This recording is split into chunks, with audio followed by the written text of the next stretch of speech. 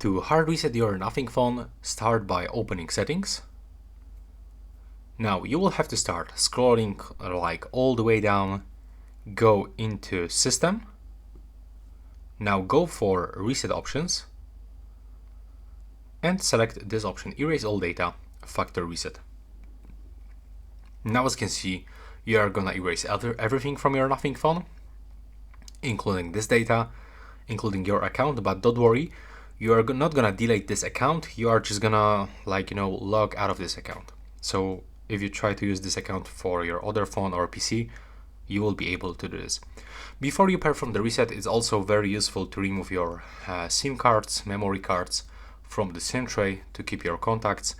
Now click erase all data, input your screen lock, and if you are really sure that you want to do this, click to erase all data right now, and the process will start. It will take around a few moments, like up to 5 minutes, depends on how many storage you have on your phone.